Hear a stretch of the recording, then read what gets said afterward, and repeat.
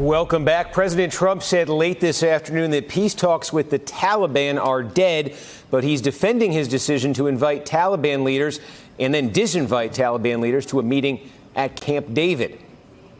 I like the idea of meeting. I've met with a lot of bad people and a lot of good people during the course of the last almost 3 years. And I think meeting is a great thing. Camp David's held meetings with a lot of people that would have been perceived as being pretty tough customers and pretty bad people. There have been plenty of so-called bad people brought up to Camp David for meetings. And the alternative was the White House, and you wouldn't have been happy with that either. Critics of the meeting say inviting the Taliban to Camp David is a slap in the face for the 14,000 U.S. troops still deployed in Afghanistan and for all of those who fought and died in America's longest war, not to mention on 9/11. There was deep division even within the president's inner circle. MSNBC senior foreign affairs analyst Brett McGurk joins me now. He is also the former special presidential envoy for the Global Coalition to Defeat ISIS. Brett, thank you for joining us.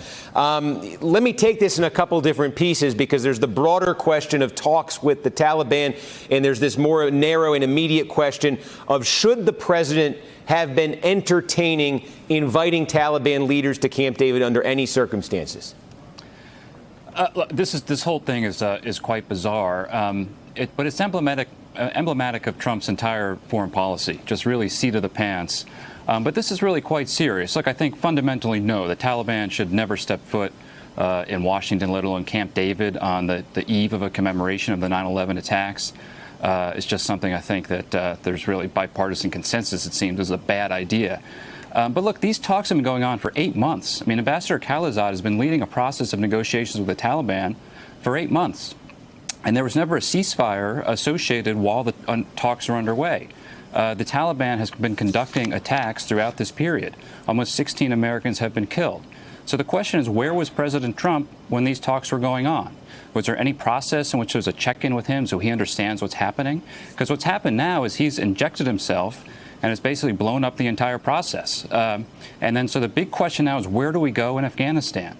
What are we trying to achieve? What are our interests? What are we trying to do? And he said today this entire process now is dead. So then what? But I think it's actually a very dangerous spot. Look, these are matters of war and peace, life and death. These are the most consequential decisions a president can make. And you just can't really fly by the seat of your pants like this. Well, so this is, and it's been reported for a few months. There's been reporting that the U.S. has been in talks with the Taliban. There was the potential of a peace deal. The Camp David peace had not been known, but the potential for some kind of deal with the Taliban was out there.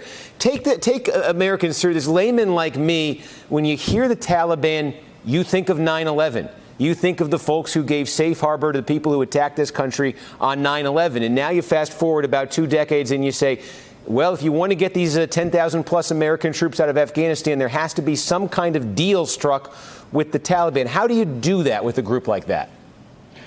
Well, it's very difficult. I mean, President Bush, after the 9/11 attacks, told the Taliban, you have to give up Osama bin Laden, give up al-Qaeda, and otherwise we're coming into Afghanistan.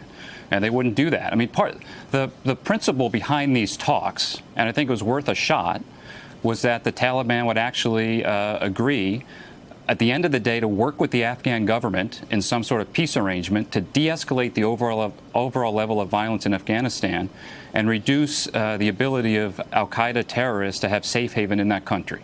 I mean, that's the core idea. That's difficult. That's hard. I give Ambassador Khalilzad tremendous credit for trying to move it as far as he could. But I think he got ahead of his skis because the president clearly didn't have his back for whatever he was trying to negotiate. At the end of the day, you have to have some sort of peace arrangement between the Afghan government that we've been supporting and the Taliban to try to de-escalate the overall level of violence in Afghanistan. That's very difficult. This is hard diplomatic work.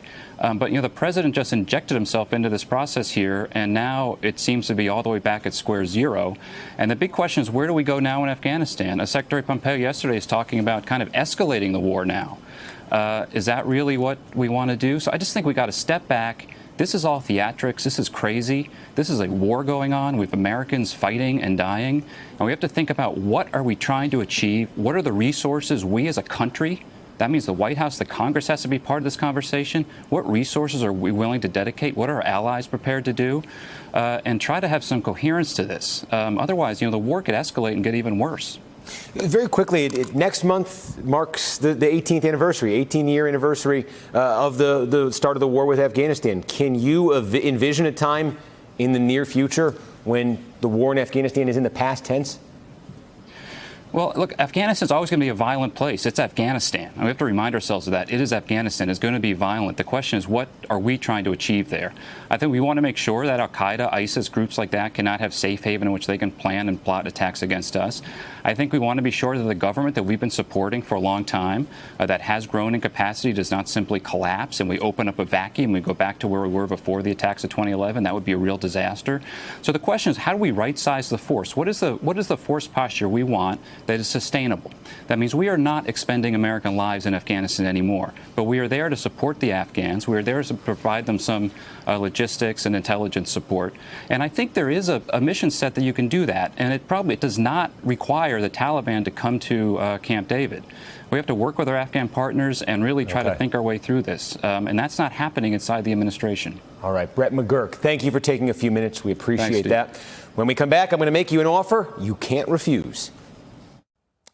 Hello, YouTubers. If you're watching this, it means you've checked out our channel, so thank you. Now do me a favor, subscribe by clicking on that button down there. Click on any of the videos to watch the latest interviews and highlights from MTP Daily and MSNBC. You can get more Meet the Press content every morning in the First Read newsletter. If you're tired of content that you don't know anything about where it came from, you don't have to have that problem with us. NBC News, MSNBC, MTP, and the Meet the Press mindset right here for you on YouTube. Subscribe now.